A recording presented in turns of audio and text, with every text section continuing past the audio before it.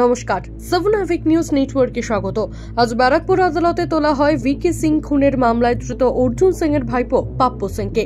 সেই সময় আদালত চত্বরে দাঁড়িয়ে তৃণমূল কর্মীরা সোমনাথ শ্যামকে গ্রেপ্তারের দাবিতে স্লোগান দিতে শুরু করলে বাধে গন্ডগোল।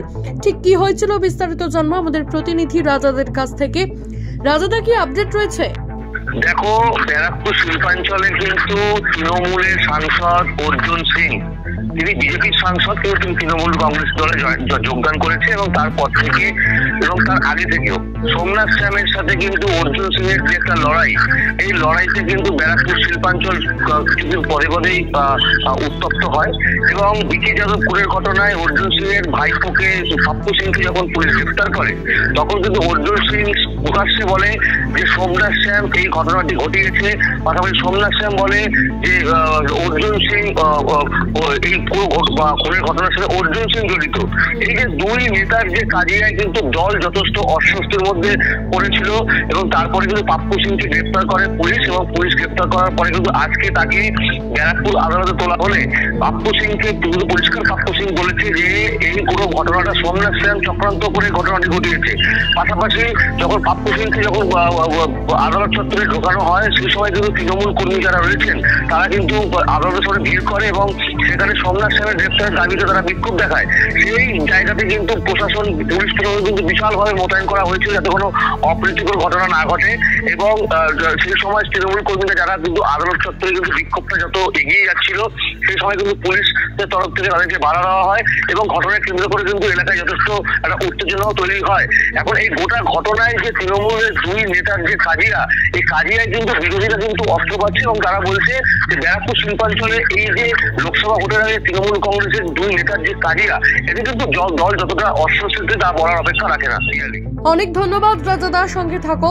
পুলিশের গাড়ি থেকে নেমে আদালতে প্রবেশ করার মুখে সংবাদ মাধ্যমের সামনে পাপ্পু সিং এর দাবি তিনি চক্রান্তের শিকার। ভিকিকে খুন করেছে সোমনাথ শ্যাম।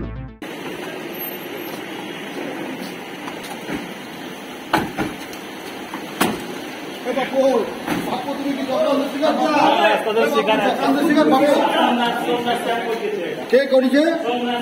কেন?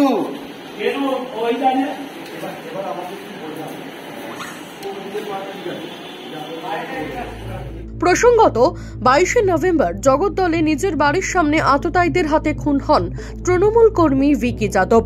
ঘটনার তদন্তে নেমে খুনে অভিযুক্ত সন্দেহে এক এক করে যুবকদের গ্রেপ্তার করতে শুরু করে পুলিশ। এ পর্যন্ত ঠিক থাকলেও জল ঘোলা হওয়া শুরু হয় খুনের ঘটনাকে কেন্দ্র করে অর্জুন সিং এবং সোমনাথ শ্যাম একে অপরের দিকে আঙুল তোলার পর থেকে।